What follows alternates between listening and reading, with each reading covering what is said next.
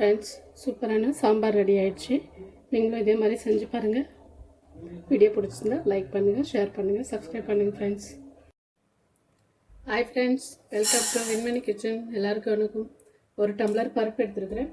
இன்றைக்கி மிளகா கிள்ளி சாம்பார் செய்ய போகிறோம்.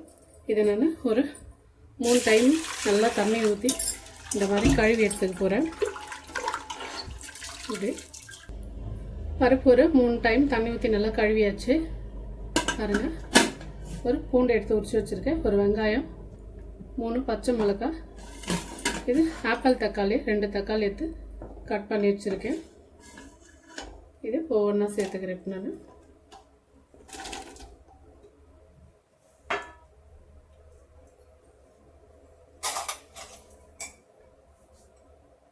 இதில் மஞ்சள் தூள் கொஞ்சம் சேர்த்துக்கலாம்.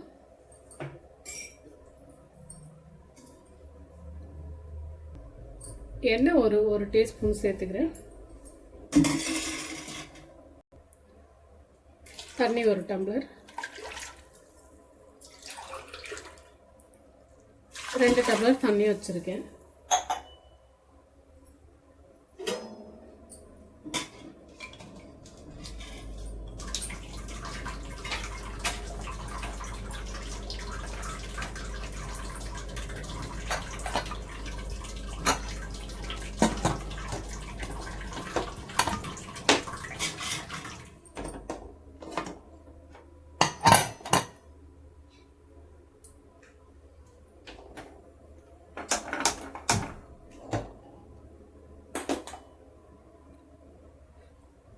இது ஒரு 3 விசில் வந்த பிறகு பார்க்கலாம். பாருங்க, கோவக்காய் எடுத்து வச்சிருக்கேன். இதை தண்ணியில் போட்டு நல்லா கழுவி எடுத்துக்கலாம்.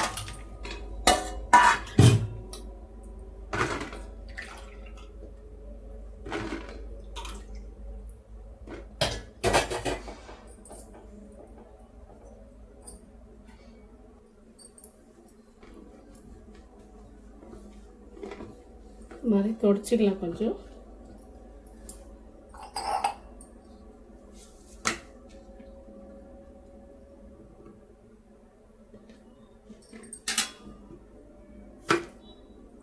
காம்பு பகுதி வரையும் கட் பண்ணிடுவோம்.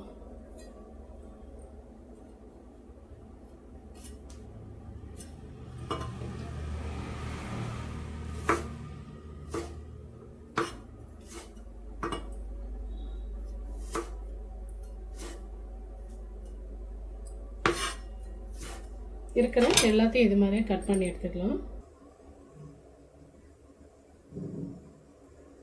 கோவக்காய் பொரியலுக்கு தேவையான எண்ணெய் ஊற்றியாச்சு. கடுகு, சீரகம், ஒரு வெங்காயம், கொஞ்சமாக கருவேப்பிலை,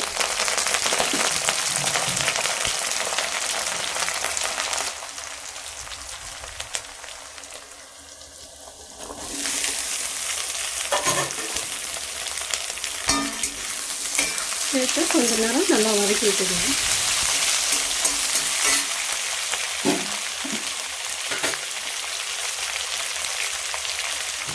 இதுக்கு தேவையானது சால்ட். இந்த சால்ட் கரெக்டாக இருக்கும்.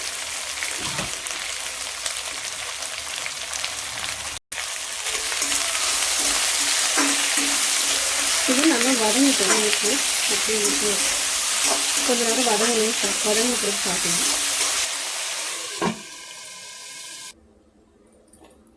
பாருங்க, ஒரு 1/4 மூடி தேங்காய் எடுத்துருக்கேன், ஒரு 3 காஷ்மீர் மிளகாய், 2 பச்சை மிளகாய்,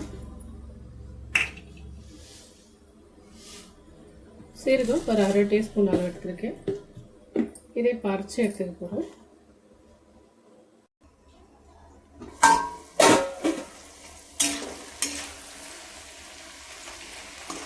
பாருங்க, நல்லா வெந்துருச்சு. இப்போ இந்த அரைச்சி வச்சு தேங்காய், சீரகம், காஞ்ச மிளகாய் இதெல்லாம் வந்து சேர்த்துக்கலாம். இதை ஒரு 2 நிமிஷம் மிக்ஸ் பண்ணி விட்டுட்டு அப்புறமா ஆஃப் பண்ணிக்கலாம்.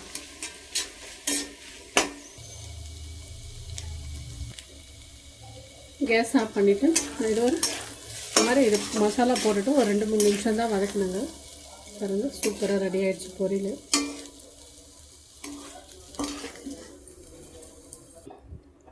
அருமையான கோவக்காய் பொரியல் ரெடி. ஃபுல்லாக விசில் ஆறிடுச்சு. திறந்து பார்க்கலாம்.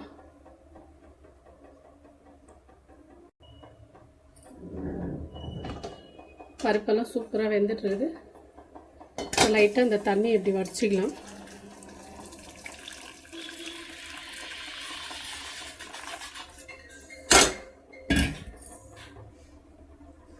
சாம்பாருக்கு தேவையான உப்பு,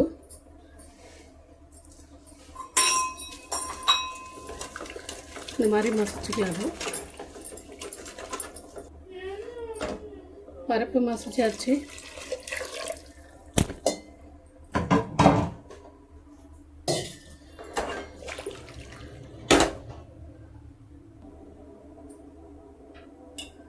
புளி தண்ணி கரைச்சது ஒரு அரை கரண்டி தான்.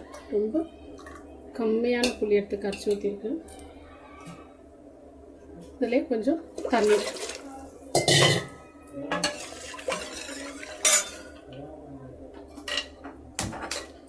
கொதிக்கிட்டோம். அதுக்குள்ள சாம்பார் தாளிச்சுக்கலாம்.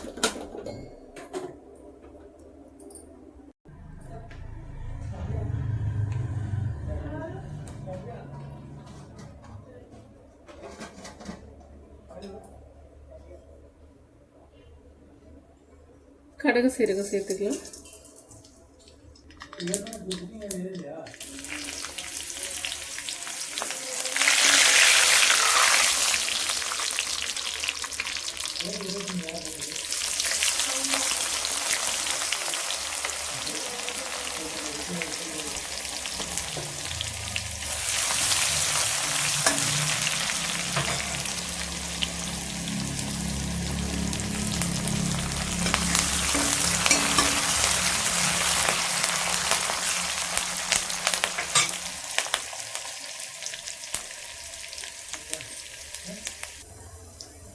இது நல்லா வதங்கிடுச்சு.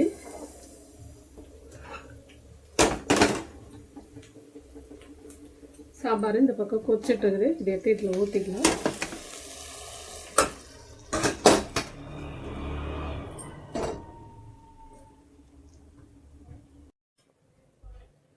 கொஞ்சம் கொத்தமல்லி போட்டு இறக்கிடுவோம் சாம்பாருக்கு.